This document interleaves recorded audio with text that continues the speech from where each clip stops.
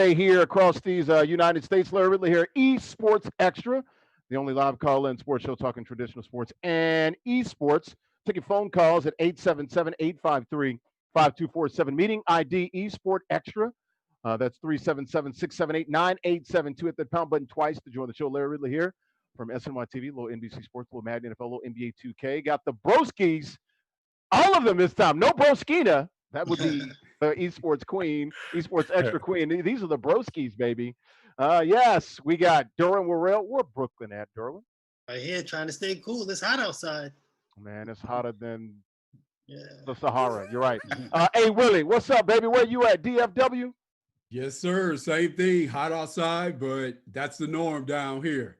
That is the norm in Dalward. Tell Siobhan we said what up. Certainly. That's the boss. No question. And we all know that when I was married, dude. I said the same thing. He needs no introduction. He's a young man by way of Dayton. He's a flyer. He's also fly in Brooklyn, BK. He's in Manhattan, though. I guess on the Lower East Side, maybe somewhere around there. Yeah, on the Lower East Side. Okay, good day out. And like Derwin said, I mean, it's pretty warm out. So I mean, I'm freezing in the air right now. Boy, don't be doing that, man. Don't talk about your problems and give us all of your issues. I'm freezing inside. You know how many people out here hot? I'm one of them. I got a damn window up in here in my little office room. So yeah, don't talk about you cool. You are cool, brother, though, man. How about those Brooklyn Nets, man? Gaming crew. Talk your stuff, man. Yeah, I'm definitely. We're on a 3-game winning streak. Won 2 games this week. 7-4, sitting in a nice spot for the playoff chase. Definitely a far cry from last season, but just great to be a Brooklyn Net. Hey, it's a damn good day to be a Brooklyn Net gaming crew member. You're absolutely right about that. All right, guys, you ready to get growing or get going here? Rundown real quickly. We're talking Ivy League. We're talking Ravens Stadium. We got a little NFL news. Wrigley Field as well. We'll get into some of that. Gregg Popovich to the Nets. We'll talk about that. We've got a member of the Brooklyn Nets company, not a spokesman, but he's part of the family here on the show. Ivan Curtis. We're also talking Lloyd Pierce, head coach, yes, of the Atlanta Hawks, the AT Aliens down there in hot Atlanta. He will join us live. Talk a little NBA bubble. Title favorites who he thinks going to run this thing at the restart with the NBA. Trae Young. We'll talk a little Ice Trae. Vince Carter, coaching Vince Carter his last swan song down in the ATL. A little State Farm Arena, what they're trying to do with the arena in Atlanta. Talk a little Dwight Howard. WNBA bubble. A little different from the NBA bubble. Tough. A little different. Hey, them girls got to be tough in the WNBA. Go down to IMG Academy. We'll get into some of that. NBA gamers. Got some NBA players. Bringing their gear down to Orlando. Polk State. We'll get into that. Got an NBA 2K event this weekend. Put on and produced by Compete Forever. We'll talk about that. Also, Langston University Online. We got 2 events to do with them next month in August. We'll talk about that as well. Also, Extra Life, Phoenix Children's Hospital, NBA Madden 2K event coming up 2 weeks from now. You better register now because I believe, if I'm not mistaken, Coach K, you want to chime in here? Online qualifiers registration deadline is Sunday and Monday, right? Yeah, it's Sunday. Yep. Sunday at 11:59 p.m. Eastern for 2K, which is going to be a Monday. And then after that, for the Tuesday Madden online qualifier, the deadline is going to be 11:59 p.m. Eastern on Monday. Get in by Sunday night at 11:59. Absolutely. People are signing up. Yes, they are, man. Almost, it's like a couple of hundred almost. This is crazy. Like, numbers are pretty good. Yeah, between the two, yeah. For a summer late July event when both games are about to be turned over. Madden 21 respectively and NBA 2K 21 respectively. Free online, a G up for grabs, all online. Then if you don't want it, you don't want it. It's that Ivan Curtis money. That's what he makes every minute. He got that Mahomes deal. Wow. That's money. All right, Compete Forever. I got another event this week. Episode 6. Yes, episode 6 is the SUNY Morrisville 2K event. Ivan Curtis making his TV debut, damn it. Ivan Curtis. You ready to go, Ivan? You're going to be on TV all weekend. Hey, mama, we made it, man. It was a great event, man. It was produced fantastic. I liked it, everything. The participants was great, especially the post-game interviews. So I definitely can't wait to watch it. Yes, Watch sir. myself. I'm encouraged. You were on ESPN this week, and now you're on Black News Channel, broski, man. You're living a Hey, high life, right? winning. Just like those Nets. What is that? 3 in a row now? Yes, you sir. Nets? Let's keep it And going. Chalk was player of the month. Yep. Yeah. Yep. Got the glasses. All you guys, Chalk wearing the glasses and stuff. Zuni, right? Zenny Zenny? blocks. Yep. Zenny blocks. Yeah. Good stuff. We'll get more into that. All right, let's start, guys. The Ivy League, we're talking college sports, made the announcement yesterday, that they're going to cancel fall sports for the fall. So that's usually football, little, soccer here and there, little field hockey, maybe some things of that nature. About 4 or 5 sports, mainly football. No football for the Ivy League, at least this fall. They could push it back to 2021. Maybe they'll play in the spring. Just want to get your thoughts on this, guys. We talked about these dominoes in this pandemic that we're living in, COVID-19 era here. How will this affect the other conferences, more specifically Power Fives, SEC, ACC, Big 10, Big 12, Pac-12 going forward? We'll start with the guy that played college basketball. None of us did. I played football, not college basketball. We'll go with Willie. Willie, your thoughts on the Ivy League, man, pulling the plug so far, at least for now, on college football? For me, it's not very surprising because you look at the fact that when you look at these Ivy League schools, and I was fortunate enough to attend a school that was asked to join the Ivy League, the endowments are a lot more important than the athletics.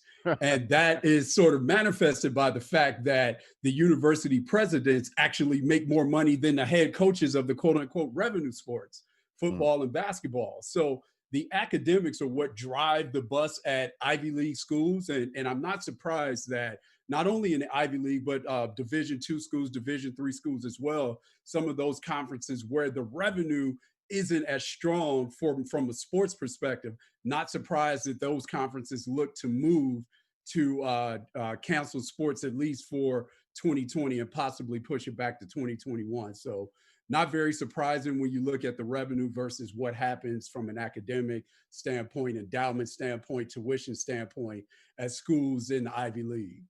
Derwin, he hit the nail right on the head. Revenue drivers in those Power 5 conferences, totally different there. They're not going to miss out on football. How many times have I said they're going to play football down south, not south, here, basically hell or high water, man. And it looks like that's going to be the case, although the Big Ten did come out today and said just conference schedules this year, no out-of-conference schedules. They're going to play in these Power 5s. With the Ivy League, the Ivy League, they were the first ones to pause during this pandemic, right? March the 10th or the 11th, right before the NBA and everyone else did. Your thoughts on this, D-Dubs? Well, I think I said on this show a couple of weeks ago, I was talking to a colleague of mine down in CIAA Division II, and she was telling me that CIAA is going to cut out all non-conference games. And when she said that to me, I said, you know what? That's something that's going to catch on. And I can see ACC and some of these other conferences doing it. And now the Big Ten is going to, only non-conference games and conference games. Yeah. And one of the presidents was saying that allows them to free up September so they can kind of move some games around. Because the Ivy League, as Antonio hit it right on the head, they don't need the games as much. That's not a revenue maker for them. And as you said before, they were the first to back out of basketball, and everyone else started to take up their lead after that. It's going to be real interesting to see what the Power 5 does, because hopefully, we know right now they're all talking to one another. They're going to start with the non-conference games, knock those out. I know there's a minimum amount of games that they have to get in to be eligible for. Well, you look at it, they're usually playoffs. 12 games, right? So 4 non-conference games, 8 non-conference, sometimes 9, depends on the conference, but usually about 8. I know the SEC, they never went to that 9th game. Got to protect Bama, got to protect Georgia and Florida and LSU. Don't want to have to play another SEC game. I don't blame them. Yeah, so they'll try to get that one, whether it be 7 games they need to get in or 8 games, try to get those in, maybe bump up the schedule to, start in September somewhere and try to get their games in. How many fans are going to be in the stands or fans at all? Who knows? But they're going to try to get this football in. I still think they're going to hurt on the long run with the concession money and the parking and stuff like that. But they have, I guess, these TV contracts, so they're going to try their best to get these games in. But we'll see. Derwin, we heard from Derwin. All right, OG King Kurt here, your neck of the woods, the Ohio State University. What's up, Buckeye? Nothing much. Nothing much. You said Ohio State. Well, I was talking about Ohio State doing their thing and not going to be able to play non-conference games. But we're talking the Ivy League. My apologies. Nah, what? I got you. Got you. I mean, they pretty much nailed it for me. I mean, you think of the Ivy League, you think of, the academics. I mean, you don't think of the athletics thriving. Although there's been some very good professional athletes to come out of Ivy League schools, and then in comparison with the Power Fives, like we know that if those places are allowing sports, they're gonna play and however they can get the games played. Especially if students come back on campus. I know Harvard, they're talking about going strictly online, so you can see that. That's going to be the key. And we're not even talking about that, but the price they're talking about taking online classes is like right. Not even reducing tuition, right? You got that between the couches, dog. That's couch money. Let me tell you something. Vanderbilt's like 60. Brandeis is from the crib though. Like I mean, dude, my son was recruited by them. Vanderbilt is 60. That's why I said take your butt to Richmond, and Daddy ain't got to pay for nothing. Right. But no, getting back to the Power Five. I mean, the influence. I mean, you got the boosters, you got the fans, you got all involved in, and that's that's the pride of the South. I mean, they're like I said, they're going to play the football and anything else that they can play. I mean, if it's allowed. So, like I said, definitely not surprised coming from the Ivy League. I mean, I don't know. I still find it like crazy to think that like not seeing sports. I even just recently watching the TBT and realizing we didn't even have an NCAA tournament. It's like it's still mind boggling to me. And so like I said, definitely not surprised, but sure. It's just going to be interesting to see how a lot of these scenarios play out. And like I said, the Power Five, they're gonna make a way. If it's a way, they're gonna make one. They are, and it's going to be interesting because you see Larry Scott, the commissioner of the Pac-12. You see Delaney and these guys from the Big Ten, also from Sankey down in the SEC. We know they're going to play at least the conference schedule. My thing is, how do you determine a national champion in all of this with just conference games? Some of these conferences, not everybody plays a weighted schedule like the SEC. Like if you're Tennessee, Alabama's like your natural rival. Well, damn it, that means you got to play Alabama every year. That's not fair. I'd like a game against an Ole Miss or somebody like that every other year or something like that. So we'll see. And then, look, a lot of these SEC schools, you can play a directional school. If you're at Tennessee or LSU, 102,000 people there, you'll still get that for, Southwest Louisiana or Louisiana Monroe or Georgia State, whoever the hell that might come in there. So it's going to be interesting to see the dynamics of these and how this is all going to play out. All right, let's move it from the college game to the pro game. Baltimore Ravens, M&T Bank Stadium, they made the announcement they're only going to allow 14,000. I believe they're going to cap that. I've been to M&T Bank Stadium a couple of times. I was there in 2007 when the Patriots eked one out. Remember, they got that late fourth down completion to win the game against Baltimore during that undefeated season, probably the toughest game they had during that undefeated season. 71,000 down to like 14. That's about 20%, 18%. Good call here. I mean, it goes back to what we talked about like 2 months ago. The first thing we said was the Miami Dolphins said, we're going to allow about 15,000 people. Their stadium holds about 60 to 63, somewhere around there. So that's about 20 to 22%, a little less than 25%. That was the harbinger right there. Your thoughts will go with you, D-Dubs. What's the point? Why are we having fans at these games? What is the point? Are you going to make that much money over 14,000 people? I don't understand. I guess it's the only thing you can say, it's going to be big flexing going on. Well, I mean, look, nobody's going to be sitting close to the field. People will be able to socially distance. You're absolutely correct. My only suggestion is you got to have some fans to create some sort of home field advantage. Is my only thought. Are you going to get a home field advantage? Not really. With 14? No, you're not. But at least if you get 14,000 people screaming, it's better than nobody. But you're right. I mean, I would propose it's better to have no fans. And this is why. Because when you play in places like Seattle or Kansas City, these dome teams where it's so loud when it's packed. Kansas City. Well, it's not a dome, but it's been one of the loudest places. Yeah, right. Largest outdoor. That in Seattle, absolutely. Yeah, that in Seattle. And you can't hear anything. You can't hear the guy next to you, So now you got to make the huddles a little bit tighter because it's just so loud. Have no fans, and you don't have to have the huddles that close to each other. You could practice a little bit more social distancing on the field with your huddles because there's nobody screaming in the stands. It levels the playing field. Yes, it's going to take away some home field advantages, but I mean, if you really care about social distancing and not having, guys so close together other than tackling, maybe you have no fans and then you can have a huddle where you don't have to be that close because I can't hear the guy next to me. This is just Willie, a thought. Your thoughts, man. The smaller capacity at these stadiums. He brings up a good point. Look, if you got 10 to 15,000 people, that's not anything. It's not going to stop the offense or the road team from being able to get into their sets and their formations and things of that nature. Your thoughts on this? Although I want to add this, the NFL, they do have this policy now. They can't, at post-game handshakes and things of that nature. We'll get into that this weekend. No exchanging of jerseys. I think this is stupid. You see a lot of players are talking about that. Hey, Willie, though, 14,000 at M&T Bank Stadium, which Baltimore is one of the better home fields in the National Football League. No, for sure. To certainly echo what Derwin was saying, I think, you won't see that home field advantage as much. Hold on, you just said you're echoing what Derwin said. He's usually wrong. He didn't stutter. Hey, it's like that echo from 14,000 to 71. right. Exactly.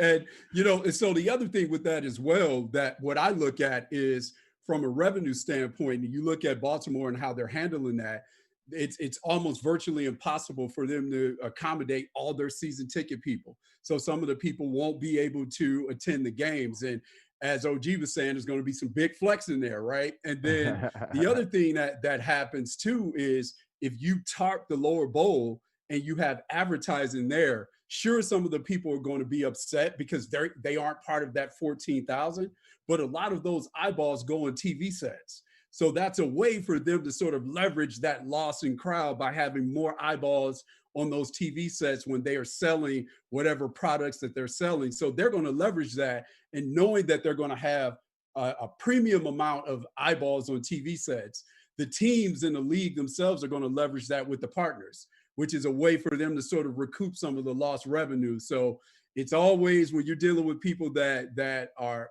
I say this a lot, when you're always dealing with people that are multi-billionaires, nothing is happenstance. And they find ways to generate and continue to recoup some of that lost revenue that they may see in terms of concession stands those sales being lower, parking being lower, et cetera. So there's a way for them to recoup some of those losses for sure, with some of those eyeballs on TV sets and making those companies pay for that.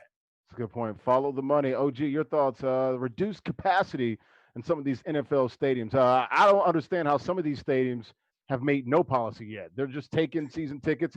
I've seen some overtures like the New England Patriots and others. Hey, you get free parking this year. You won't lose your spot in the waiting list. You're back in 2021. It's like, dude, give us a real policy. Tell us the real, not some stupid thing like we're not charging for parking or you'll get a daggone flag or whatever stupid thing that they might do. Hey, my Raiders are trying to get all the money. I know. Knowing good well, you're not going to have 75 or 70,000 people in a new stadium. Stop playing. Yeah, the first thing I was thinking, like for this big trust we talking about, man, like they're going to be fighting to get in there. Like, it's like if you 14,000 out of 71,000, like how do you decide who gets in? Like, I mean, it just, I don't know. I think it's even funny to even think about it because like like I was remembering about the lower tarps, the lower bowl and everything being full with advertisements and things of that nature, but I just think it's either, I don't know, I guess when I think about it, it's like 50-50. A lot of people are going to choose to stay home and watch games. They just going to be excited that we have football. But the other half of it that's actually used to going to the game, I think a lot of people are going to have that itch to still want to go, but that ticket is I can't imagine what it's gonna be like and what all that's gonna entail. Because still, even if we're talking about 14,000, it's still a lot of people circulating in a stadium or arena or anywhere. So I would think more or less. I know now everybody. I hope they're investing in the good sound systems in their stadiums and just turn up the volume and be a distraction. Because I still don't think you can get that much noise out of 14,000. Probably not. Being at the game. So not in a big place like that. Right. No, you're absolutely right. And I Go ahead, think they're going to Jerome, allow. real quick. I think they're going to allow the season ticket holders to get first dibs. I believe. See, that's what I was going to say. You got to give a certain percentage to the season ticket holders. They'll have a limited supply, probably for general admission or general public use or whatever. But you're right. They got to figure that out.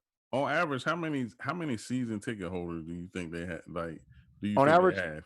That's a very good question. Out of 70,000 seats, a good season ticket base will probably be more like a half to 2/3. Yeah, around there. So they can't accommodate everybody. Yeah. That's so I would say like if you have 70,000 seat stadium, you want probably 50 to 60 maybe probably be season ticket holders, and maybe 10,000 are left for the general public. Right. So yeah, you want that. Yeah, you want that season ticket base to be nice and fat and fruitful and yeah, all that good stuff. Let's move it on to the baseball realm. Saw this story. Wrigley Field. We know no fans for baseball, especially here in New York. I know De Blasio said that again today on CNN. There will be no fans in the stands. Not for the U.S. Open late August into September. Not for the Mets and the Yankees. I don't think he has any jurisdiction though over the Jets and Giants because they play technically here in Jersey. But Wrigley Field, no fans in Chicago. But we all know about the rooftops out in Wrigley Field. They're going for $350 a pop. I think this is freaking brilliant. When I saw this, I'm like, yes, because you can say, I'm actually at the game. I'm just not inside of Wrigley Field. This makes total sense. And I don't know if we're showing the pictures now. You'll see they've got probably what, Coach K, on those apartments out there in those condos. I would probably say maybe a couple of hundred, few hundred. Out there on those rooftops, there's probably about a half dozen to a dozen buildings out there. Yeah. I forget the name of that street. What's the name of that street? Waverland? Waverly? I forget. Waverland. Yeah, Waverland Avenue or something like that. Something like that. We'll look it up. But we'll start with you, A. Willie. Your thoughts? Wrigley Field rooftops open for business. Well, before we moved to the DFW area, we lived in Chicago for 9 years. So I'm South very side much or north side? We actually lived on the. We lived everywhere. We were on the north side for a minute. We're in the South Loop area. That's when we moved down to the DFW area. So pretty familiar with the area, the Wrigleyville area, and what having the stadium there has done for the area and what the real estate is worth in the area. So this is really on brand for the city of Chicago. So anyway that, and I guess you follow the revenue with everybody, but Chicago specifically, the revenue, it's all about the revenue. So in terms of, if you look at the tax rates in Chicago. Does the city get, is that the Cubs that get the dibs on the rooftops, or is that the apartment complexes or the building owners that get that Well, money? I think I think it's a little bit of both. I think if I was understanding it correctly. But having said that, that's just, they were doing this in terms of, there was a big to do in Chicago as they were starting to renovate Wrigley Field, and as they were building out parts of in the outfield, some of the people that had places around Wrigley Field that they can look in and actually watch the game, they were upset about this. So it's, as I said, this is really on brand for the city and the Cubs. Again, it's smart because, again, you're finding ways to take an area where, if you've been to Wrigley Field, it's sort of like Fenway Park, where it's really, really closed in. And you're probably not going to get a new stadium based on the politics and the economics of the city, but finding a way to sort of squeeze revenue out of these old, antiquated ballparks is brilliant. Again, we're talking about people that are billionaires. Nothing is happenstance. They're going to find a way to generate and make some revenue in by any means necessary. It seems like there's about, I downplayed it. I said a half dozen to a dozen. There were like 16 rooftops out there in Wrigleyville, the rooftops. It was owned by George Lucas, I believe, at some point, or somebody. Then I think the Cubs may have bought it back for $12 million, or maybe the Cubs get a cut out of it. I'm trying to get to the bottom of this as I look this up. Go ahead, Durbin, and your thoughts on the Wrigleyville roof. Well, I read that the Cubs, and this was surprising to me, that the Cubs own a couple of those rooftops. How they wound up owning it, I have no idea. But also, I think they bought it from the building owners. Yeah. Okay, so I know that you also, with that $350, you get food, you get wine, you get some beer. Also read that on Sundays that $350 is $250. So we get a little discount on Sunday. But who wouldn't want to do that? I mean, I've never been to Wrigley Field. I would love the opportunity to go watch a game there someday. But hey, it'd be even cooler to say I was on the rooftop watching a game at Wrigley Field. So the Cubs bought 3 of them a few years ago for like $12 million. One for 8, one for like 2, and another for like 2. So it looks like the Cubs own some, and then the building owners own some. But the Cubs do have to buy it from the building owners. So that's how it's been going forward from previous times. Well, hey, smart move on their part. They knew it was valuable, so they got a piece of it. At least they got a couple of those rooftops. Yeah. And I mean, Wrigley Field, places like Wrigley Field and Fenway Park. The fans, yes. I mean, those are historical places. You wonder if they will ever get new stadiums. Probably not in my lifetime. And that's what owners want. They want new stadiums with luxury boxes. The fans turned it down when I was in Boston right before I got there. You remember that, Antonio? Yeah. They turned it. Now, I do believe if you took that vote, if it was about another 4 or 5 or 6 years later, they may have said yes. But if they done renovations, they had those phased renovations. I think there was like 7 phases. I was there for like phase, 4, 5, 6, 7, something like that. Like, I mean, Fenway's got charm, but if you really get into the bowels of it, it's a mess.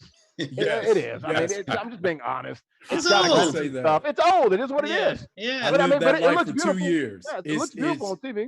Yeah, it's a hard park to be in on an everyday basis. Yeah. Living for 2 years. Yeah. OG, your thoughts on rooftops and Wrigley Field? I think 600 feet away from home plate. I mean, it sounds like a cool deal to me. I think COVID is putting the marketing teams and the advertising and everybody. I mean, everybody's getting creative and trying to get that buck. And this is definitely a proof of it. I mean, the pictures of it look amazing. And I've been to a few baseball games in my life, and I think it'd be interesting watching from that point of view, especially on a good day in Chicago. So definitely, I think it's a great idea, and I guess I still don't want to keep talking about a new normal. Hopefully, we're transitioning, right, getting back into the swing of things. But this is definitely a good start for, I'm sure, Chicago Cub fans. All right, good deal. Yeah, Waveland Avenue is the name of the street down there. So Waveland is the Waveland. I used to watch Ryan Sandberg and Andre Sean Dunston, the Hawk. The Hawk, yeah. Harry Carey and those guys, yeah. I was a Cincinnati Reds fan back in the day, but used to love watching them play the day baseball games, the 2 o'clock games and the 1 o'clock games at Wrigley Field. The Northsiders, Southsiders being the pale hose, the Chicago White Sox. We'll get to Gregg Popovich going to the Nets, but first, let's go to the phone lines. Larry Ridley here. esportsXTRA, the only live call-in sports show talking traditional sports and esports on Twitch, Mixer, YouTube, and Facebook. We'll take your phone calls live at 877-853-5247. Meeting ID, esportsXTRA. That's 377-678-9872 at the pound button twice to join the show. Let's go ahead and go to the phone lines and bring in a very, very, very special guest today on a beautiful Thursday here. Let's bring in the head coach of the Atlanta Falcons. The Atlanta Hawks. We're talking basketball, not the Falcons. We're talking basketball. He is Lloyd Pierce. We talked to him this past Sunday during the HBCU John Lewis Good Trouble takeover there. It was good to catch up with the head coach of the Atlanta Hawks, Lloyd Pierce. Lloyd, good Thursday to you. How you doing, buddy? I'm good. What's happening? How you doing, man? Good. Good to catch up with you, man. Just wanted to talk to you a little bit about some NBA if we can. We'll start with the NBA bubble there. A lot of the teams have arrived in Orlando. I know the Nets were one of the teams that practiced today. So a lot of the teams arrived as early as Tuesday this week. Just want to get your overall general thoughts on the NBA bubble, how practical it will be. Are you any concerns with the testing, and just how you think this will all work out as we try to get basketball back for the first time in almost 4 months? Well, I'm hopeful it works out. I think we all stand to benefit from it working out. In the economy, in our country, in our league, and even for us who we aren't in the bubble. Any future opportunities for us to get our guys back in the gym is dependent upon the success in Orlando. We want to. They've tried to do as best they can to provide the safest environment for basketball to resume. And if it can't happen there, there's not a lot of confidence it's going to happen anywhere else. So we need it and we're rooting for everything to go smoothly in Orlando. Yeah. When you look at these teams that are heading down there, coach, and we're talking here to the head coach of the ATLians, the Atlanta Hawks, down in Atlanta. We're talking to Lloyd Pierce, the head coach, second year just completed with the Atlanta Hawks. When you look at these teams, coach, you look at the betting odds. You like the Lakers. You got the Clippers on the I East. don't look at betting odds. I'm just throwing it out there, not for you, You but trying to that's set why me we up have the early. It's early. It's too early to trying to set me too up. early, too early. Yeah, we got the 8 games that run up to the playoffs here. On the East, you got the Bucks, you got the Celtics, you got the Raptors, teams like that. Your old team, the Sixers, I think are a very intriguing team. Just walk us through who you think might be some of the title favorites and who you think this, I guess, sort of situation, this format will favor with the time being off, and then the 8-game run up, and then the playoffs. Well, I think we all have to look at the first 2 or 3 games and engage conditioning, intensity, which teams look together. There's no home court advantage. There's no momentum. Everybody's been shut down for a while. And I think we'll see in the first couple of games where each player and each team fits under those new, is this a preseason game for some, or is it mid-December for some? We'll be able to figure out where everybody is physically and mentally, just how they approach the first couple of games. If you've played or you've been a part of the NBA, you understand it's a long grind. 82 games plus the 5 in preseason plus the 28 when you add in a champion potential of 7 games, 7-game series. There's different waves you ride physically, mentally, condition throughout the year. So we have to gauge where everyone's starting point is. And, I think we're going to see an exciting first round when the playoffs start, because it isn't going to be a classic 1 versus 8. There's a lot of teams that are missing players and missing pieces and trying to add. And how do they fit and what kind of shape are they in? And, what's the level of shooting? All those things are going to be different atmosphere. There is no, like I said, there's no home court advantage. That intensity is going to come from, how close your group is, how close your team is, who pulls each other up. So there's a lot of different intangibles that will take place here in Orlando that I'm looking forward to seeing. Let me ask you this. Let me pose it this way, Coach. And I was trying to set it up. Last question. Who does it benefit then? I know you're probably not going to say, "Hey, I think the Lakers are going to win," or "I think Toronto's going to win," or whatever. You are a coach in this league. You're still competitive. You're still a part of this league. But who does it sort of benefit, and maybe who does it sort of not so beneficial to if you were one of those teams? I think the slight benefit goes to veteran groups, and not just players, but veteran groups, teams that have been together, that have been tested, that know their system well. And, if it's a next man up type of approach, the person they're bringing up has been part of their system for a while. So I think, new teams that were still trying to discover themselves along the way, could find themselves running into a hurdle. Philadelphia's been battle tested. They've been through a lot, but they've been together for the most part. They've been together. Boston, for the most part, a lot of those guys have been together. Toronto just come off a championship. They got some very key parts that have been there, and they understand what winning feels like. Obviously the Lakers and the Clippers, a lot of great players. Are they battle tested? Have they been together for a while? Lakers are adding 2 new pieces and missing a couple. So, there's a lot of different dynamics that you have to consider with all of this. And I think it'll be intriguing to see how all those things play out. I will say this, though. They're in Orlando. They're sheltered in. They're quarantined in. Any true professional competitor is pretty locked in. There's nothing else going on. They're all going to be pretty locked in. So some of that stuff will be alleviated just because of the seriousness of the atmosphere that they're in.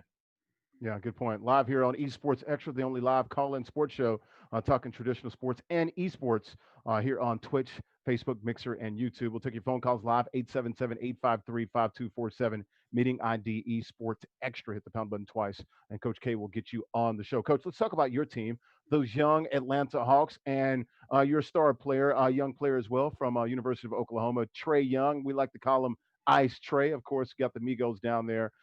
in the A. What's it like coaching him, and how much of a how much fun was it coaching this young guy that's got unlimited range, and it seems like a guy that's willing to take coaching. How much fun is it coaching a guy like that, a young leader on your team? Well, I think the biggest thing, and he really showed it in game one of his professional career. We're playing San Antonio at Georgia Tech in the preseason, his rookie year, freshman year, rookie year, whatever you want to call it. He hits a game winner, and he pulls up right across half court in his first ever NBA game. Although it was a preseason game, he hits a game winner, no time on the clock, and it shows you that he's not afraid of the moment. And so from that moment on, we've seen a young man not afraid of the moment and really just elevate his game to a pretty historic level in his second year, averaging close to 30 and 10, being an all-star starter, and really putting himself in position to be one of the top players and point guards in our league. And so it's exciting to see his growth. It's exciting to know there's so much more a part of his growth. And I've enjoyed coaching him. It's been a challenge. It's been a great experiment to see a bunch of young guys and just throw them right out into the fire. But he's responded as well as any player can respond with the amount of success that he's had, despite all of the challenges, despite all of the obstacles and all the things that we're going through as an organization, just trying to get over that hump. But he's going to be the main piece for us moving forward. And I think that's really a testament to the work that he's put in and the ability that he has. Played at an all-star level this past year, for certain. Let me get your thoughts real quickly. Back to Ice Trey. Just the comparisons to Steph Curry. Are you buying into that? I definitely see it at times, man, because they both can pull up from the hash mark, unlimited range, in the gym range, if you will, Coach. My job is to keep Trey. Trey. Yes. You can compare players to any player. He shoots like, and I do. He does shoot it deep like Steph. And Dame, he shoots it like Dame. I think people want to say because they're light skinned, we're gonna compare those two. Dame's got deep game winners as well. They just ain't light skinned. They're not in the same complexion, so you don't get that. But he passes it like Nash, and I played with Nash in college, and I'll give Trey that he's got the ability to pass with the right and the left hand. I always say I love the fact, and Trey's got the best floater in the NBA. But I also coached a player who had a really good floater with either hand, and that was Mike Conley. So we can go down the line. He's got an ability, and he does so much on the offensive end that he can be compared to a lot of great players, and he is, and he should be. But I think his best skill set is going to be Trey being Trey and really enhancing his own game and creating his own little comparison. We should have other players that eventually will be compared to Trey. All right, let's go from one of your younger players to the oldest player that you had, announcing his retirement a week or two ago, to be the great Vince Carter.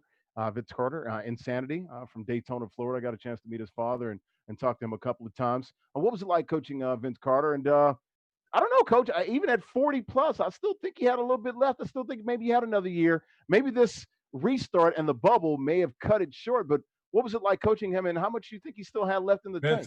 Vince is done. You think Vince is going to sit out 4 months at age 42, all the golf that he's playing right now, and then be able to get back on the NBA court?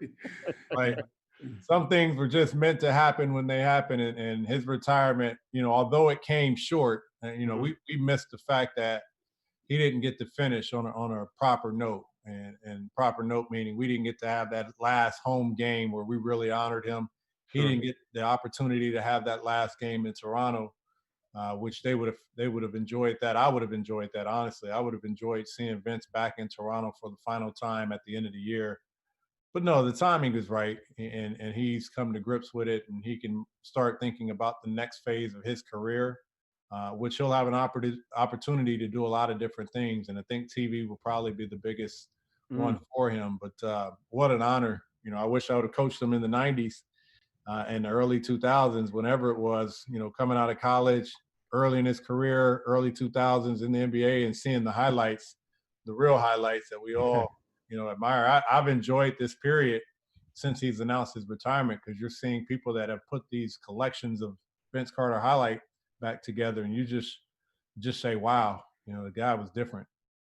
Yeah, we were definitely showing some of those pictures a minute ago, including the dunk in the Olympics and other feats that he had with the Nets and Toronto and all the way the Magic at one point when I was in Boston and also now through the years with the Atlanta Hawks. Last question before we let you get out of here, Coach. We talked about the sort of the initiative that you guys are starting down there in Atlanta with State Farm Arena, trying to, of course, promote voting and get people to exercise their franchise, get more people in the Atlanta metro area to vote using a great forum and a great facility like State Farm Arena, properly placed. You can get public transit so people can get there. How important is that to you to be a part of that and be sort of spearheading that? Also, LeBron, more than a vote and things of that nature, being a part of this, and especially during these times and the sort of sort of era that we're living in right now. Well, I think more than anything that I've ever done, this is more impactful. This is more meaningful for me and for others. I think it's a self-reflection time. This time in our lives, 2020. I think we're all going to look back and say, what did 2020 mean to me as an individual? Because we're going to know what it meant to our country and the impact it had on our country. We have an election that's coming up. We've just dealt with this racial pandemic. We've dealt with the coronavirus pandemic. I mean, there's so much that's going to be in the history books of this year. And so to be a part of something that is truly, I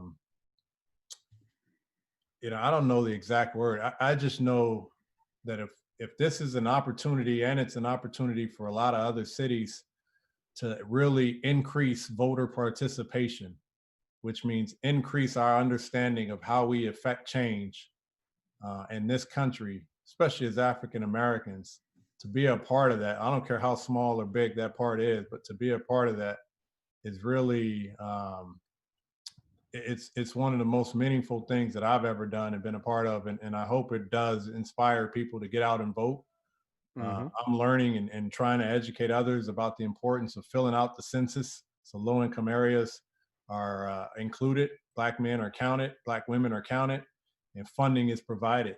Yes, sir. And obviously, when the voting occurs and we move towards that and we see the change that we need to see in our local officials and our state officials and at the federal level, we start to see that those officials that we're voting on and we're making those decisions on are a part of change that's necessary in our country.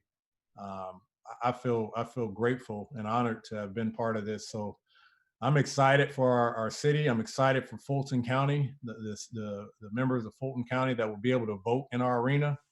And I'm excited for our organization really and truly being leaders in this movement with regards to voting.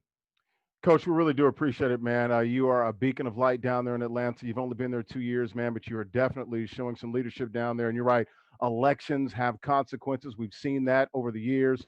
I want to increase that voter participation. And also, the long lines that we saw during the primary is another reason that I want to try to open up some space and allow for more people to participate and vote. Guys, any questions, last questions before we let Coach Lloyd get out of here? Derwin, Antonio, or OG? Anybody real quick? OG, your mic. How familiar are you with the NBA 2K League? And the Hawks talent, GC is a part of the NBA 2K League. I'm going to show you how familiar I am. Don't get him, Coach. Yes, sir. Go get him, Coach. That's about as familiar with video games as I am. I was about to say, that's an old Nintendo. What you doing, Coach? So 2K, I'm like I'm in 1988, 99. I don't know anything about 2K. I don't know the games. You put a remote in front of me, I wouldn't know how to use it. So oh my goodness. I'm trying. Nintendo. I haven't even opened this thing up. I'm just trying to play. I was trying to just play Super Mario or something. I'm gonna have to get with Coach West, and he's gonna have to hook up with you. Wes came down to the office at one point during the year, and he wanted to connect. We sat in the office. It was good. I appreciated him doing it. I didn't have much time. He came at like 7:30, and we had a meeting. I said, if you want some time, you got to come early. So he came down about 7:30. We met for about 45 minutes. and he was just trying to, gain some insight into, how to work with different guys and different personalities is what his goal was. He's got these great gamers that are all individual gamers. He's trying to make them work together as a team, how to practice, how to strategize, which is everything that I do. And that was really the basis of our conversation. In terms of the actual game, the only thing I know is people always say, you do look like your character on the game. That's the extent that I get. I've never seen it. I don't know anything about it. I just know I'm popular on the video game. There you go. Coach Lloyd. Derwin, anything? We got to let Coach go. Any questions? Go ahead. A question I was going to ask him, how concerned is he with the fact that you're playing in this bubble in Orlando and everything else that's going on in Florida right now? We saw that MLS team that's in that bubble too, they had to leave. They had 9 players with COVID. And they had 2 teams, Dallas and Nashville. Dallas and Nashville that are also in that bubble that wound up with players with COVID. How concerning is that for you? Well, again, like I said, I think the guys, I think we're all, we're concerned with the MLS as well. We're concerned with baseball. We're concerned with all sports. If someone can prove that they can get sports back and they can do it in a very safe manner, it helps everything else. We're just not there as a country yet. And so we're trying to find, I think as a country, everyone's trying to find baby steps of, what is it going to take for us? Is it wearing masks? Is it, washing our hands? I think that's the bare minimum, Coach. It's the bare minimum, but it's the bare minimum just for us to, shelter in. Now we're talking about in contact and actual competition in sport. And so we're relying upon these examples. I'm watching the TBT. I'm watching the tournament that's on now and seeing, how are they getting it done? Are they getting it done? And they've gotten away with some games. Well, they've had some teams that had to pull out because of testing. So yeah, it's been tricky. And they had their replacement teams ready to go, but I'm concerned. I'm hoping everyone's safe. I'm hoping everyone's healthy. You kind of expect that there's going to be some positive testing show up. And, I think that part we understand. You just understand as that's happening, we're learning more about the virus. We're learning more about how to deal with it. We're learning more about maybe what the bare minimum is. Right now, we know it is wearing a mask and keeping our social distance. But maybe there's more that we're going to learn that we need to do. Not just for the now, but for the long term. That's a good point. And that's the question, Coach. What's the threshold before everything just starts to explode? You're absolutely right with that. I definitely agree. Coach Lloyd Pierce, man, we really appreciate it, man. Hope to have you back on another time. Definitely won't bother you in season, that's for sure. But we really do appreciate your insights, man. You're doing yeoman's work down there. Great work in Atlanta, man. You're a great brother, man. We really appreciate you, man. And you're a great father, too. I see all the pictures, man, with you and the baby and stuff, man. I'm just proud that I got to meet you, man. And I'm glad to be in your same space, dude. Likewise. I encourage all of you guys to reach out to your folks and your crew and your family and your friends and encourage them to vote. That's how we really expand it. So. Absolutely. You got my word on that. Coach Lloyd Pierce, man, really appreciate it. Good luck in the 2020-21 season. I guess that'll start sometime in like December. I guess we'll find out, all right? Yeah, you probably know before I will. All right, Coach. Have fun. And work on your gaming, Coach. Work on your gaming now. I will. I just need to get it up spot. That's it. All right, Coach. Take care. Coach. All right, good stuff. Coach Lloyd Pierce of the Atlanta Hawks down there in Atlanta doing some good stuff down there. It was great to have Coach on, an active coach, doing some good things. Young guy.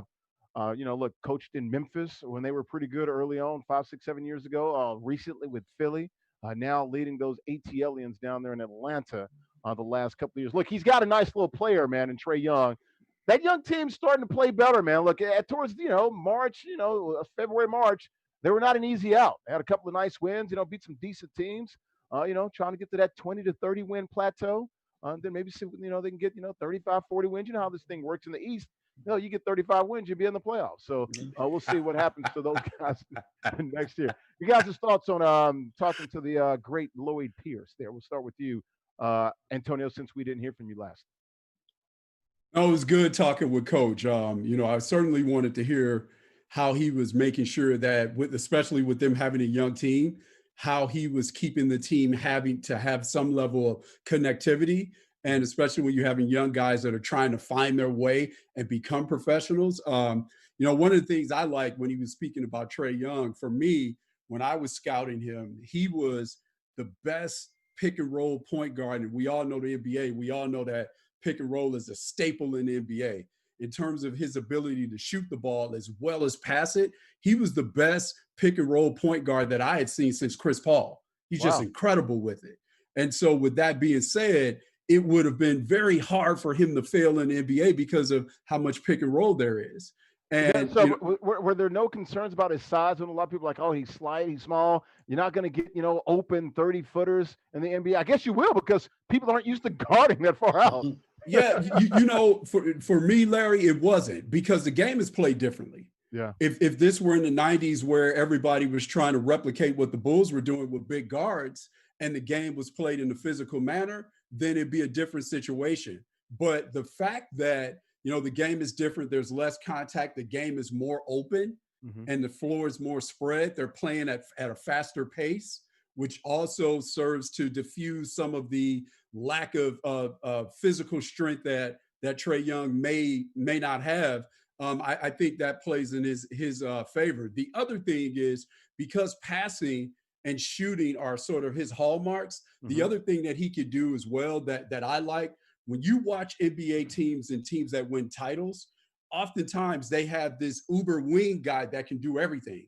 I can score, I can bring the ball up, I can do all of these different things. So that requires your point guard to be able to make plays by getting off the ball. And the fact that Trae Young can shoot the ball, when they get another dominant wing guy, he can bring the ball up as well. And Trae Young can get off the ball and he can find him to be able to shoot.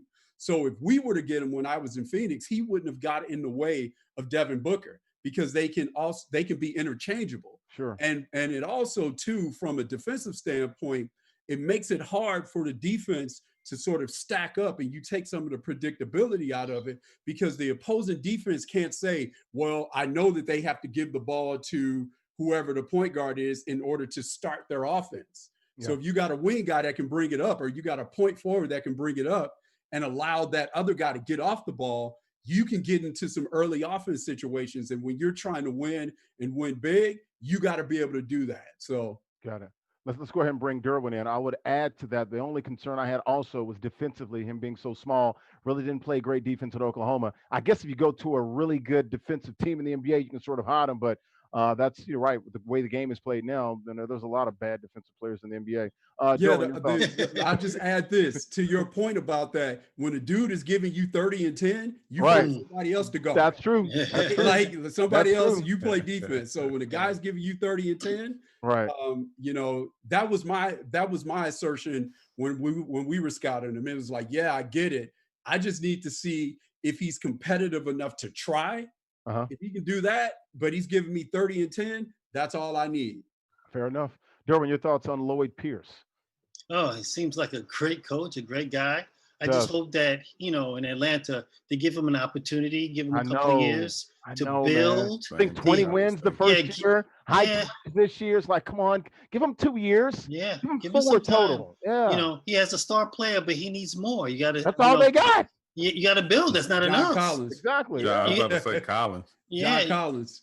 We want to continue to build some pieces around him and try to put Atlanta back on the map. It's been a while since that city's had a winner as far as basketball is concerned. So, and then you mentioned something about defense. I didn't know they play defense in the NBA today. It's more shots, less stops. Right. Exactly. Until the last 4 minutes of the game. That's not my NBA that I grew up on. Right. Especially though, when you play that point guard position, if you're asking guys to lock up with the depth at that position, it was one year a few years ago where it was like maybe almost 10 starting point guards were out. And they were hurt because it's not only are these guys manufacturing and fabricating so much offense, but when you're asking them to also guard with the depth at that position, it's different than playing center where there's some off nights, right? But at that point guard spot, there are no off nights. So if a guy can give you that production and stay healthy, I'm not really concerned too much about who he's guarding and who he's not. Fair enough. You're right. There's some give and take there. And you're right. If a guy's going to cook it, and he's cooking them for 30, I guess he can give up 25. Just don't give up as many as you score, I guess. Man. Let's go back. Those assists too. Man. Oh, look, no, he borderline all-star. Probably should have made it this year, to be honest with you. I know he was in the contention probably for that last spot. So that tells you he's one of the top, 20 players in the NBA or somewhere around there. Definitely top 25 in the NBA your first year. Not very bad at all. Guys, let's go back to the top. Gregg Popovich, hearing some rumors possibly to the Nets. I don't think it's going to happen. I know they like Jacques Vaughn, Min Jacques. We go back to our days with the Magic. We'll start with OG. Your thoughts on this with the rumors out there? Gregg Popovich to the Nets. Maybe he would, look, I mean, I know Kevin Durant likes him, probably would sign off on it. But I don't know. Where do you think Sean Marks' head is, OG? I want you to get in the mind of your boss, OG. I mean, well, he's really not your boss, but or right. But when you think about it, like when you think, I'm thinking like some of obviously the legendary coaches and their placement in certain teams that they've had, especially when they obtain a success. You look at a team like Brooklyn, who in a year's time, we went from being young to now having some seasoned veterans coming in, and it's a whole different team. If everything comes together in the future, like everybody is expecting, you kind of look at, do you have a young coach lead the charge, or do you look to get a veteran coach that would have complete demand and control with the team? And that's the thing, because obviously you got some dominant personalities on this roster, and and that's just the approach. So I can see where the buzz is coming from and everything like that. But at the same time, I mean, obviously, I think KD and Kyrie, they're going to have some heavy influence on who's manning the sidelines and different things like that. Very heavy. And I mean, I think we've kind of witnessed that. I said I can understand the buzz, but I think Jock is probably going to be the guy. Probably. And and that's the way I see it. I mean, and if anything's a change, I mean, I would expect if anything was going to change, it would be an upper echelon guy, veteran coach, championship coach, that can ultimately help bring the success that everyone is looking for and expecting with the roster that we're probably going to be carrying in the 2021 season. Yeah, I'm sort of excited to see how Jacques will do, because we were in Orlando. It was a rebuild. It was after the Dwight Howard debacle and things of that nature. So really didn't have a shot to get that team. I want to see. I hope I get to meet him soon. He's a solid guy. I'm a big Jacques Vaughn fan. Positive guy. Since when I'm watching him play at Kansas and different. I always liked his energy and everything. So yeah. I kind of see him becoming a coach later down the road. So. Yeah, even when they were losing, he always had a smile on his face. Was always cordial and very accessible to the media and stuff like that. I like Jacques. Yeah, absolutely. We go back, got pictures with him and everything. Man, he was cool off the court. Love Jacques Vaughn. I just want to see him get the opportunity to actually have the cupboard sort of full. You know what I'm saying? Be able to fight both handed instead of one with one hand behind. Yeah, I thought about that with Lloyd Pierce. I mean, I didn't speak on it, but it's the same thing. Like some of these teams just these coaches need time, and let's build with it. I mean, even with the roster that we have right now, of course, people are going to expect instant success when it all comes together. But hell, we've seen times where loaded rosters get together and they don't achieve success in that first year, but then make the second, third, and so forth. I mean, so all of them are going to need that time. That's a good point. The only team I can remember that got together that was loaded that first year was Antonio. We go back to Boston, 07, 08. That 08 team, they got it together. Then the injuries sort of derailed the next 3 or 4 years there. Derwin, your thoughts on Popovich, Pop in Brooklyn? You like that? How likely is that? Well, Pop in Brooklyn would be a big, big win for Brooklyn. Won't have to change colors. Everything he's got is black anyway. So yeah, it would be a big win. He's a Hall of Fame coach in my book. He's along the He's got 5 titles. In your book. Damn, and everybody's book. He's a Hall of Fame. But he's with the Pat Rileys. He's with the Chuck Dalleys. He's up there. And if you could bring a guy like that to your organization, I mean, if there's any inkling that he might be available, you got to kick the tires on that. I mean, you got to try to get him if he's available. If I'm Pop, do I want the Brooklyn job? Is another question. I don't know if And he would that's want that job. and that is the question. Antonio, you're the resident NBA guy. How comfortable is Pop down near the Riverwalk in San Antonio? Would he leave the Riverwalk to go to Brooklyn? He's got carte blanche. He can do it. He's like Belichick in San Antonio. He There we calls go. all the damn shots for the There we most part. He go. can do whatever the hell he wants. There we go. I'm pretty See, sure he can do that here in Brooklyn too, because if you're Pop, you ain't leaving unless to give you all the, I mean, the what he accolades and stands the power for, too. I think what he stands for, he's universal. He can go Exactly. anywhere, and they're gonna accept him. Right. Good point. Right. No question. I think with his resume, what he was able to do in San Antonio, what they did was it's not just about winning the lottery. It's about when you win the lottery. So they won it in 1987 with the Hall of Fame caliber center, with the deferential personality, David Robinson. And then you replicate that again in 97 with Tim Duncan. And so that becomes the pillar of your franchise, and it becomes the Spurs way. And that's the foundation of it. And so what he was able to do is get these other players so that what you communicate to the other stars is once you come on board here, it's about sacrifice, and winning is about sacrifice. So when you reference, Larry, that 2007, 2008 Boston Celtics team, when they brought KD, Pierce, and Allen together, they got them at a time where they still had juice in the tank, all three of them as a collective, but they were all ready to sacrifice because they had done everything from an individual standpoint. So they were ready to sacrifice and win. So if you're the Nets and you, as D said, if you have an opportunity to get a Gregg Popovich, you do that. Because when KD and Kyrie come together, if they're going to make deep runs, once this team is at full capacity and healthy, there will be some sacrifice involved. And so with that being said, if you want that to happen, is nobody better coming in the door than a coach that has sort of championed that cause and understands that probably more than anybody. As Derwin said, I don't know if I would leave San Antonio, but at the same time, if you're Brooklyn and you have a chance to get Gregg Popovich because of what, as OG said, what he commands because of his resume and that experience that he has of having players sacrifice. And I know coaches say that, but to have him say it, those guys have no choice but to buy it.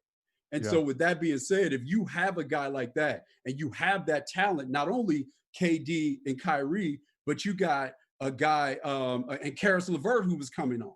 You have a guy, Jared Allen, that's coming on. So these are young guys that are trying to establish themselves. But if you're trying to win the title, they have to sacrifice too, right? When you have a guy like that is talking to them about sacrificing and doing it for the greater good, you almost need a Gregg Popovich to be able to do that. So if you're the Nets, I think you do that, every day of the week and twice on Sundays. Twice on Sundays, every day of the week. Absolutely. It's going to come down. It's going to come down to Pop. Does he want to leave the Riverwalk where he's got comfort? He's comfortable there.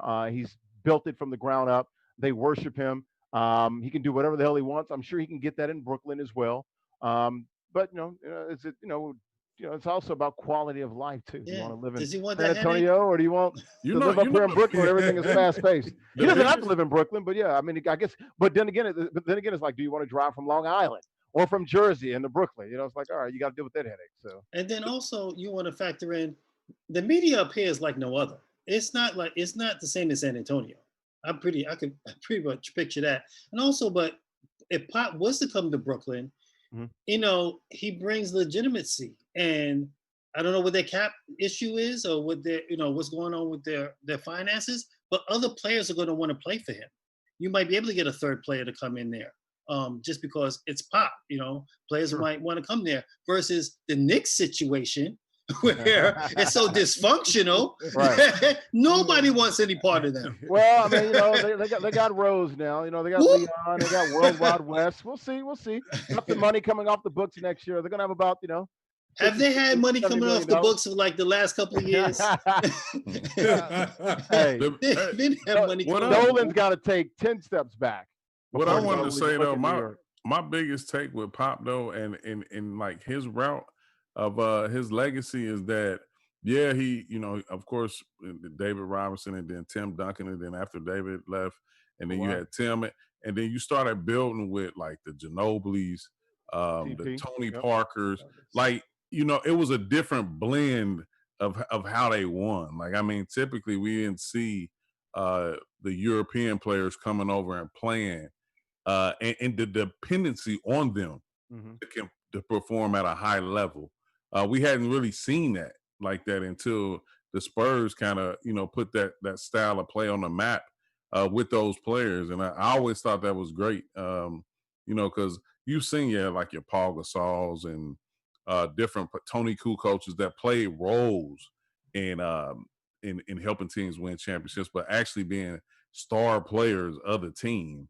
That was a unique look, and I always like that.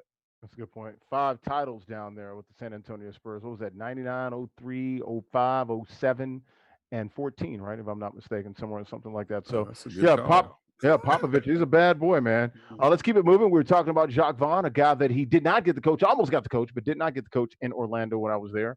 Dwight Howard, had some rumblings, wasn't very comfortable with coming back with this restart. Also had some tragedy in his life as well. One of his kids' mother passed away as well. You see his uncle down there in Atlanta, the DA working the cases down there with the police brutality and things of that nature. Looks like the Lakers are confident. Looks like he will play. I think this will help the Lakers with him and and AD. It provides that size and legitimate defensive player of the year pedigree there to sort of bolster that defense. You guys' thoughts? I think it's a good move of the Lakers to get to keep Dwight Howard, and he's going to play. We'll start with you, Darwin. I don't know what to make of him. I know guys feel differently about him, his career.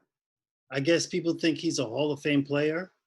That is a tough question. And you got to question it. He's probably not one, but I would think. I think his numbers say he is, but when I watch him play, yes. I'm like, he's but not something was impressive missing. to me. You're right. I mean, they only really had one good run, one in Orlando. They probably should have about 3 or 4, but then again, you had LeBron and the Cleveland, you had Boston. So that when I look at the number 5 position and the centers that I grew up watching, he was dominant though. I'm used to like the post move. It seemed like he never really developed. He just used athleticism. It was dunks and hooks. Dunks and hooks. I don't know. He's still in the league, so okay. Let's go. I'm with you on that, but let's kind of pivot back to Lakers 2020. Well, not Dwight in 2009, 10, 11, and 12. Well, big men don't grow on trees. So he's a factor. He's going to be a factor. If you got a true 5 that can protect the rim like he can, he's going to be an intricate part, for them to try to get a championship with LeBron and everything else that they have. So, I mean, he's a plus if they can have him. So, I mean, winning a championship is what it's all about. And that is the question. Plus or minus or indifferent. We'll go to you, OG. I think I'm with Derwin on that. I think it's a plus. It makes the Lakers that big team, and they can, Dwight still got enough quickness where he can get out on some wings and things of that nature. Just defensively makes them a problem, something you have to deal with. The way I look at it, I mean, I felt like this. It's the perfect situation for him. Like, he's not the focal point.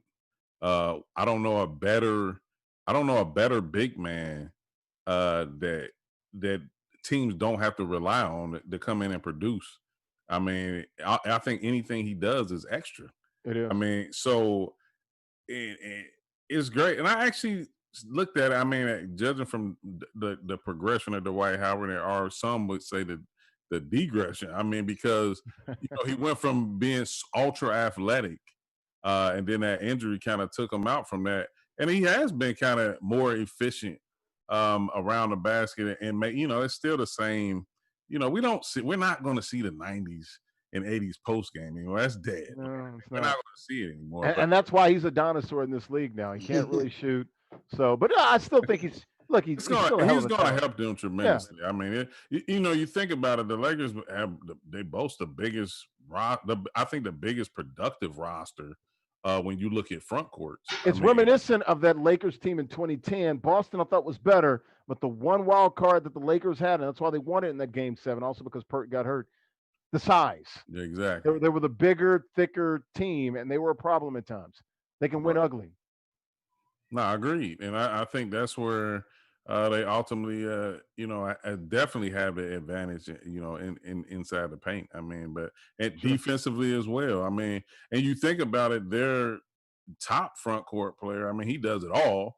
Exactly. So, JaVale, and no team has two extra bigs that, whatever they do is a bonus. Like, I mean, and that's going to, it's going to be interesting to see like how all the other teams adjust and get back into the flow of playing and things of that nature. But definitely if the Lakers can control the tempo of the game, they have the advantage with their size. Hey, Willie, your thoughts, man. D. Howard, man, back there in La La Land, going to give them a boost, yay or nay?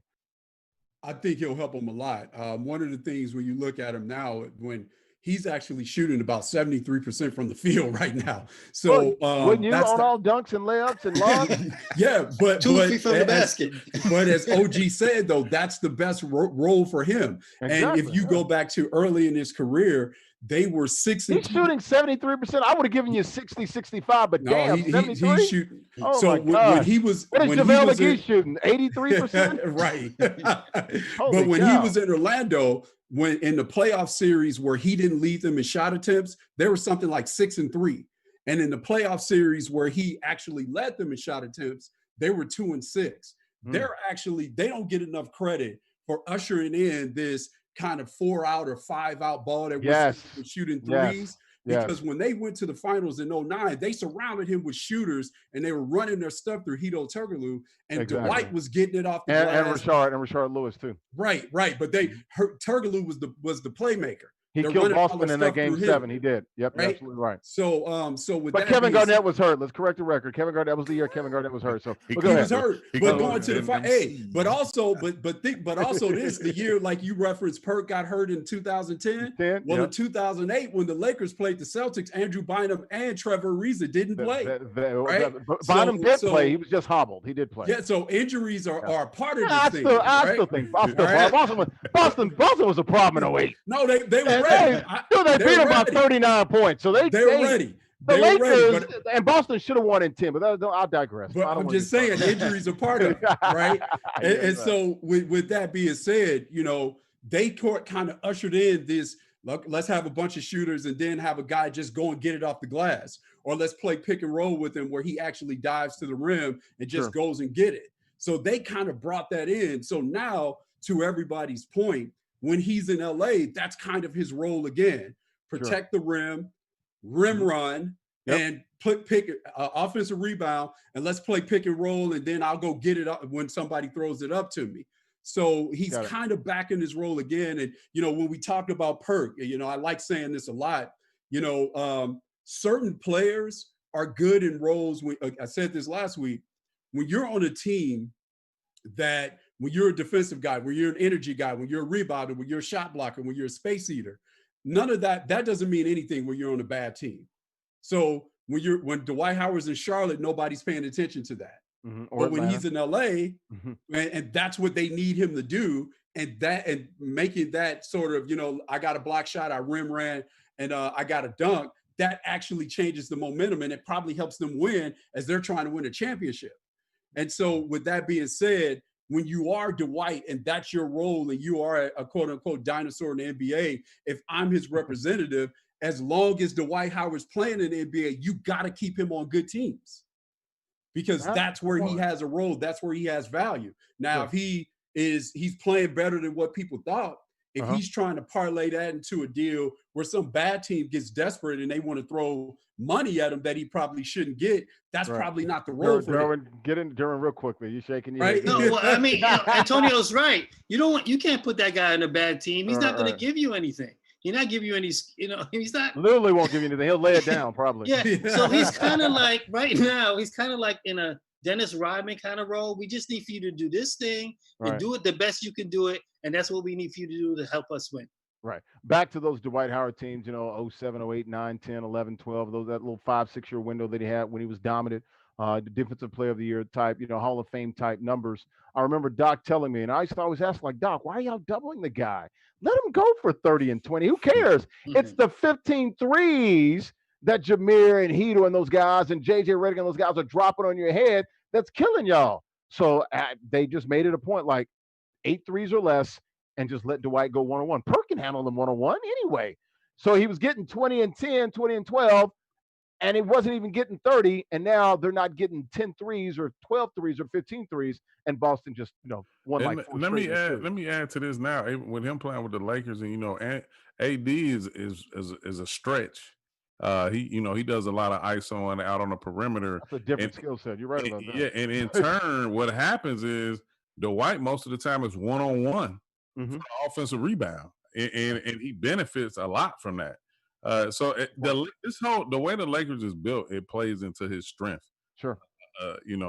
Like A. Willie said. So it's perfect for him. Good point. Live here at Esports Extra. We'll take your phone calls, 877-853-5247. Meeting ID Esports Extra. That's 377-678-9872. Hit the pound button twice to join the show. Larry Ridley, Dorian Worrell, Antonio Williams, A. Willie, Ivan Curtis, OG King Kurt. We got about another 15, 16 minutes here left on the show. Let's go WNBA bubble. We saw some of the pictures and images that came out of the WNBA laundry room. Dirty floors, bed bugs, mush, gulag to eat. Mouse traps in the daggone laundry room. What the hell is going on with IMG Academy, which is one of the leading schools, a really good school. I thought they had great facilities in Bradenton, Florida, about 100 miles from Disney World in Orlando. Yeah, I was scratching my head. I was like, what is going on here? Antonio, you've dealt with the NBA. Not a good look for the NBA. I mean, you spent 150 million on the bubble in the NBA. Can you give the WNBA like $15,000? Damn, right. It's not a good look, especially with how you have the W and there was this push to make sure that we get a new CBA in place that's more empowering, that is treating the women better in the W. They are incredible players. And as a fan of basketball in general, I'm a big W fan also. And then to have this, I find it hard to believe that, and I've gone to IMG before, made presentations down there. I've seen the best of IMG. I find it very hard to believe that that IMG presented this to the W, right? And mousetraps and things of that nature. And then the W and the NBA was like, yeah, we'll sign off on that. I find that hard to believe. And the other thing, if you're IMG, we hear about all of the elite athletes in basketball and tennis that come out of there. Most of those elite athletes are scholarship athletes. They get the vast majority of their money from people paying tuition. So if I'm a parent and I have a child down there and I'm paying tuition, I'm saying, wait a minute. I'm paying tuition for this. Like, what part of the game is that? Right? So, so for their customer, of course, the W and the NBA, they have to address this. But if you're IMG, you also have to address this if you want to keep charging a premium for that tuition. Got your name on it. You better be in charge of this. No question. Durbin, I saw you making the faces over there. Go ahead and get in here, broski. It's a black eye, if you ask me, for IMG. I mean, the first thing that came to my mind is like, how are we going to treat our women like this? You think this is acceptable to put the ladies? It's bad enough that, some people feel like they get slighted because they're not the men and they might not generate as much revenue, but fair is fair. You shouldn't treat them any less. They're athletes. They're women athletes. They deserve to have the best facilities just like the men do. That's just, to me, unacceptable. IMG needs to address it. They should be embarrassed if that's exactly what's going on. And they need to do something to rectify it. It's just not a good look. If you're the president, I don't know if they're a provost. No, it's not a provost. It would be a president or whoever it is, the head person at IMG. You got to be calling the WNBA like, y'all making us look bad. We wouldn't feed this crap to our high school kids. Like, what's going on here? Do y'all need some help? Like, because this has our name on it. OG, right? Yeah, I mean, the first thing I thought about was our sister. Like, she would have snapped. No doubt. And I was like that. Like, I couldn't believe. I thought like I don't know. I just felt I didn't know how to feel at first because I just couldn't believe it. The trap did it for me.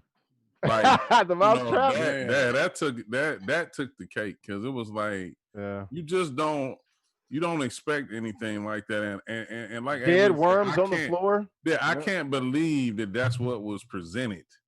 In everything that needed to be advertised to convince the NBA that like, yeah, bring the WNBA here. I just can't fathom that. And then in turn, this is what these women fight for. Like, I mean, and constantly, and what they're dealing with, in the public or what we see, and even everything that takes place, behind closed boardroom doors. I mean, this is why they're constantly, fighting for what they deserve. Sure. And I don't know, like it is a black eye, Derwin. I agree with you, and definitely, I hope some changes are being made. I tried to think, one thought about it where maybe that was in the process of being renovated or anything like that, but you just don't see anything like that when you think about something attached to the NBA. That's a good point. You're talking. Yeah, it's no way you can imagine seeing what we witnessed. Yeah, you're talking about a $10 billion industry there, and IMG, a great facility there.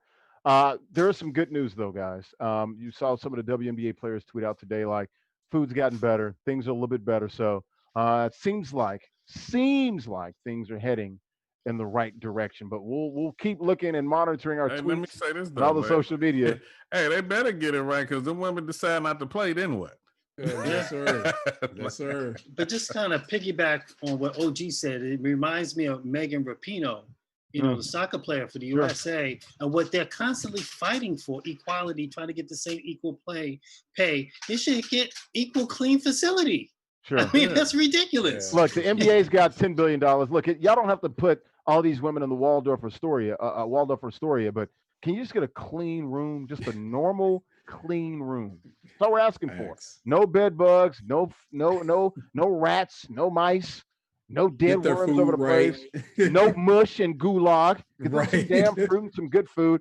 I don't know what the hell that bowl of stuff. I don't know what it was. I'm like, is that some old meat that just soured? Is that like a grape from 3 years ago? Like, what the hell was it? I just imagine like we're asking for them to do their job under these, everything that's going on, and not being able to get the elite essentials of things is just like it's crazy to think about. I mean, you're asking them to lead their families, and we know, I know it's their, it's what they do, it's their profession, but at the same time, still give them the proper amenities that they need to feel more comfortable and to be able to perform, because it's a lot of them still. They wouldn't put Adam Silver in one of those rooms. So that's exactly. I mean, so let's put this thing in proper context here. Exactly, that's the whole point. They've earned this. They are professional athletes. They should have nicer things. And I'm a big W fan, so I'm gonna be watching that. I mean, anyway, so definitely want to see them get treated better than what they are. Well, it seems like they are at least on the way to being better. We're not there yet, but Thursday was a good day for the WNBA because Tuesday and Wednesday, that wasn't good, dog. Let's talk about the NBA. We were just talking about it.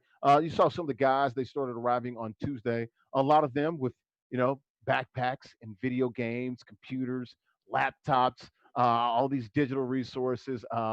You name it, monitors, controllers. It was good to see. You had guys like DeAndre Ayton, Josh Hart, Rudy Gobert, Jordan Clarkson, Myers Leonard. I was just about to mention him. That's about those 5 or 6 of the guys that I saw. We're showing some of those pictures now. And your thoughts on the NBA taking the gaming with them? Hey, this is what we're talking about, the esports extra. There's the esports and the extra part right here. Yeah, I mean, you can't. I kind of expected it. I mean, to a large degree, because we've seen the explosion of esports during the pandemic, and you have guys like Josh Hart and all of these guys. Ben Simmons is another one who's constantly competing in a lot of different tournaments and charities and different things like that involving gaming. And now you're thinking that they're going to be in a bubble. So when they're not practicing. They have a gaming lounge too, by the way. Yeah, when they're not practicing or game film and walkthroughs and different things of that nature, I mean, they're gonna be on the sticks. There's nothing else you can do besides play that and putt. Yeah, so I think foosball, table tennis. What else you gonna do? Yeah, I think it's great, and I think we're gonna see more of that. I mean, because gaming is always been universal, but it's definitely it's gonna seep into a lot of players down there. We're seeing that some of the more popular NBA players as gamers, but I think a lot of them they probably gonna get stuff shipped in too once they see everybody else playing and having a good time and stuff like that. And it's going to be something to keep your mind free while you're down there doing that, and just have some time to unwind and game and focus on playing. Good point. We were talking about DeAndre, 8-year-old team, the Phoenix Suns, also Devin Booker. I'm assuming. I think I've seen in the past. No, big gamer. Absolutely. Antonio, speak on this, man. A Willie with the hoodie. No, I think to sort of echo OG's point, I definitely think that we're going to see those players that are already established as gamers continue to use that platform as a release since they're in the bubble. And there you're going to see more players sort of get into it as they're isolated. One of the interesting setups that I saw was with Patrick Beverley talking about make the best out of the bubble. And I know from his experience overseas, he saw some things, right? So he's like, yeah, I can make this bubble work. And he had a stack of white tees as well as his controller that you saw. He had a stack of polo white tees. Then I saw Joel Embiid in his white suit. They looked like a hazmat suit. No, it was. Almost, it was a hazmat. Right? No, it was. And I wondered if Pat Bev sold him some of those white tees to make that hazmat suit, right? Because this thing was huge. But we're gonna show the video on Sunday. I saw it this afternoon. I was like, oh man, we gotta talk about that. Yeah. So, but no, I'm certainly not surprised by that. And that was one of the questions when we were doing background work on players was, are they gamers? And one of the things that people didn't like, video gamers, not gamers like ballers. Are they video gamers? Oh man, Coach K, go ahead, Coach. Hey, Embiid is not letting anyone use his controller. I'll blame him. Go ahead, Hey, I don't blame him at all. I don't blame him at all. Yeah. So I just think that you're definitely going to see this, and you're going to see more of it. And we would ask, as I was saying, we would ask players, we would ask if they were gamers or not. And because my presence was, and my stance was, I hope you are a gamer, because the more gaming you do, the less other things that you do. Yeah. Right? So it didn't bother me. There were some of the older guys, man, they play video games all the time. Like, hold up, wait a minute. It's probably a good thing that they game. So, and some of the guys, and this, OG, some of the guys, they are actually learning about other players and offenses and things of that nature through the game. Sure. So, we were happy when they played the games, because it certainly helped with their basketball awareness, especially with us having such a young team similar to Atlanta. Yeah. D-Dubs, man. Seeing these NBA gamers, if you will, heading down to the bubble in Orlando with video equipment in tow. No, I love it. You got to have the games with you. I game sometimes. It's a release for me. I love doing it. This times where I going down to the CIAA tournament down in Charlotte when it was down there, I bring my game console with me to the hotel. If I'm gaming, I can't be out somewhere where I'm not supposed to be 2:00 in the morning getting into trouble. Yeah, but you're a good guy. You got to get a good head on your shoulders. You wouldn't be anywhere you're not supposed to be. So, these guys are going to be locked up in a bubble for the next 3 to 4 months. Hey, just, get your game on. Maybe some guys play Call of Duty. That's a popular game. Yeah. And it's all just, just good fun. So I love it. Yeah, it was good fun. But at some point, the real games will begin starting July the 30th. So that's what we're waiting on with the restart of the National Basketball Association. We'll kick it back we'll keep it in the video game realm. Let's wrap up the show here. Polk State this Saturday. We got the semifinals of 2K for Xbox and the finals for PS4. We'll have 4 games, so 3 for Xbox and 1 for PlayStation 4. It's the Polk State College NBA 2K tournament produced by Compete Forever. We're going to do that Saturday, 1 to 4 p.m. Eastern right here on twitch.tv/competeforever, also on mixer.com/competeforever, youtube.com/competeforever, and also on facebook.com/gaming/competeforever. So it'll be exciting to see who's the BMOC, the big man on campus at Polk State Community College, or Polk State College. What are they? The Hawks? What are they? The Birds? I think it's the Hawks. Eagles? Something like that. It's something. It's a bird. It's a big bird. It's a bird. It's a plane. They're not the Superman or anything like that. But yeah, Polk State College. Can't wait to see how that event goes. It'll be myself and Renee Montgomery on the call on Saturday. Yeah, that's what I thought. It was like eagle, bird, or something. Yeah, vulture, something. Stromile. Stromile. Yeah, Swift. That's right. Yes, sir. Yep. Extra Life, PCH, Phoenix Children's Hospital. Qualifying online registration is open. You have until Sunday night. We got Coach K. Help me out on this. We got too many things going on, dude. What's Monday? Monday is Madden or is it 2K? Okay, so Monday is the 2K online qualifiers. Qualifier Monday, 8 p.m. And then Tuesday is Madden. Tuesday is Madden. Online qualifier. Yes, so sir. you have to register by Sunday at 11:59 p.m. to play in the 2K event on Monday, and by Monday night at 11:59 p.m. to play in the Tuesday Madden online qualifier. Yes, sir. The final 8, the quarterfinalists from each will move on to play live on stream at Access Replay on their Twitter, but you'll be on screen, on stream, and at home. Playing for $1,000 Saturday, July 24th, and Sunday, July 25th, if I'm not mistaken. No, July 25th and 26th. 24th is a Friday. Okay, we get there on the 24th. Yes, sir. Whatever. July 25th. Be ready that weekend. Exactly, that weekend. Hey, sign up now. Make it easy for yourself. Yeah. Online qualifier is Monday for NBA 2K and Tuesday for Madden. Get in there. You qualify. The final 8 or the quarterfinalists will play live on stream for your share of $1,000, free money, straight cash, Saturday, July 25th, and Sunday, July 26th for both games, Madden and 2K. All right, last thing, Compete Forever on Black News Channel. We're back this weekend, episode 6, if I'm not mistaken. Coach K, is that right? Since you're keeping me in. Episode 6? Episode 6, I think so, right? Episode 5 was last week. That was 6, yeah. Catskills Challenge. This week is Yes, SUNY Morrisville, the 2K finals for Xbox and PS4 for SUNY Morrisville, the college there, this Saturday, 11 a.m. and 6 p.m. Eastern time, only on Black News Channel, and also on Sunday, same times, 11 a.m. and 6 p.m. Eastern, only on Black News Channel.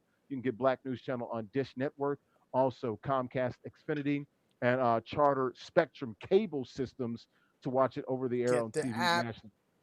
Or you get the app. That's what we do because I got DirecTV, and I got to just use.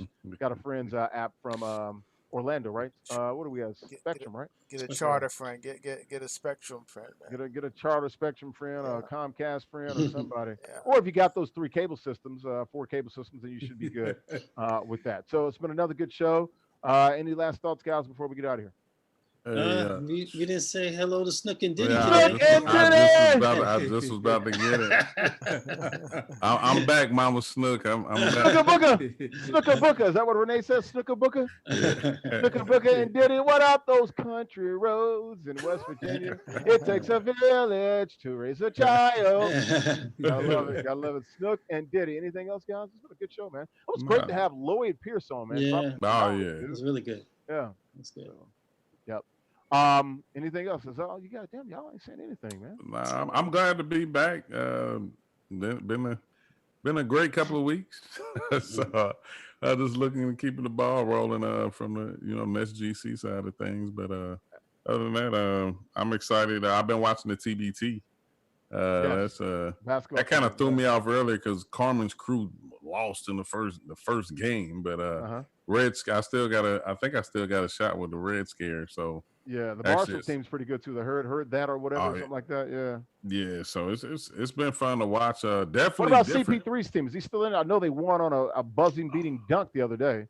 I don't know if they're still in it. I gotta check. I didn't watch any today. I watched some yesterday, but it's great to be back watching hoop. Real competitive as usual. Sure. Not having fans though is it's interesting because you hear a lot more, see a lot more, and it's definitely good. It's interesting to see how they do the post game interviews because the reporter has the away. stick, the mic with the extension or the with the shotgun mic. The boom mic, the boom mic, So, but it's great to be back watching basketball, man. Glad to be back on the show, and Hey man, as they like to say down south, man, they used to say it's great to be a Florida Gator. It's great to be a Brooklyn Net, man. They say Definitely. it's great to be a Brooklyn Net. I said it's great to be a Brooklyn Net. I said it's great to be a Brooklyn Net gaming crew, baby. Yes, sir. Hey, y'all better make it to these playoffs, man. Keep these boys focused. Chalk, whatever. All these other guys. Chess. What's the other guy? Chalk, Chess, Wavy, Chalk, Chess, Wavy, Pots, Skittles, and Randoms. Pots and Skittles and Wavy and Chess, Chalk. I love the gamer tags, man. People ask me all the time, Larry, what's your gamer tag? I don't have one. Yeah. You got one, Derwin? You got a gamer tag? Yeah, I be the genie. No way. No way. You trolling, Derwin? Nah, it's a long story. When I was at Virginia State University. We got time. Tell us. When I was at Virginia State University, I used to do play-by-play in color. And I started out doing basketball. And my partner at the time, he nicknamed me the genie of the 94x50, which are the dimensions of the basketball court. Basketball court, yes. So it stuck. So a lot of people, when I was in school, used to call me the genie. And so when I created my PlayStation tag, it is I_B_ the genie. There you go. So can like I Dream of Genie? Does your nose move like Bewitched? Nah, I have a crystal ball. Oh, okay. What do you see in our future? What do you see how this game is coming down to the end? So that kind of thing. What about you, OG? You into gaming? I know you got a gamer tag, man. What's your gamer tag? Man, you really got to ask OG King Curry. You really got to. What about you, Eddie Willie? You got a gamer tag? You one of these kids too? Yes, and I've had the same tag for a long you got time. A gamer so tag? I do. Lake Show 2308. Oh my gosh! What the hell is that? Lake Show 2308. What is 2308? What's the significance? It's Kobe and Mike. Oh. Kobe and Mike. Mike who? Jordan. 23. I wore 23 as a player. No. 2308. 20. Oh, 20. I was thinking 08. Okay. 2308. 2308. In the background, he got the bread. He got the breads and the Kobe's. Like, and growing up in California, right? Like, once you get bit by that purple and gold bug, it's hard to shake it. I can tell you this though, when we were in the same conference, when I was working with the Suns, you easily shake that purple and gold bug. Absolutely. Well, good stuff, guys, man. You guys are a great crew, man. You guys are family, man. I'll see you guys Sunday at 1 p.m. Eastern. Derwin, you gonna make it? Yes, I'll be there. Hey, Willie, you gonna make it? Sir, I'll be here. OG, you gonna make it? It might be your last show for about a week or two, right? Yeah, I'll be there. Be there on Sunday. All right, guys, we'll get it out and we'll get out the topics and stuff, and I'll see you guys. For Kevin Mamuzet, always pushing all the right buttons back there. Sometimes you hear his voice. Derwin O'Reilly, where Brooklyn at? Of course, right here. Hey, Willie, minus the hoodie this time. You got to start wearing the hoodie, dude. If I say, hey, Willie with the hoodie. We got to get the hoodie rocking. I got to rock it. Hoodie season. We'll wait. Right now it's hot as hell. That might have to wait in Dallas, though. We'll see you in December with the hoodie on, dog. Right. OG King Kurt, thank you, brother. We're praying for you, man. Everything going, man. We're rooting like hell for you. Real talk, bro. Man, great vibes, good vibes, man. Positive energy out there, man, for the Brooklyn Nets gaming crew.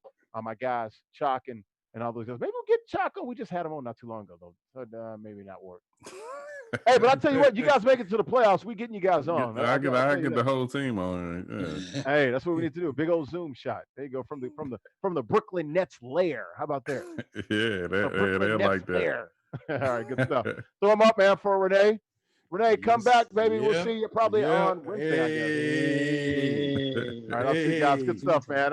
Thanks for everybody watching esportsXTRA, the only live call-in sports show, talking traditional sports and esports. Larry Ridley, we're out from the tri-state area, Brooklyn, DFW, and Manhattan. We'll see you Sunday, 1 p.m. Eastern. Have a good and prosperous weekend.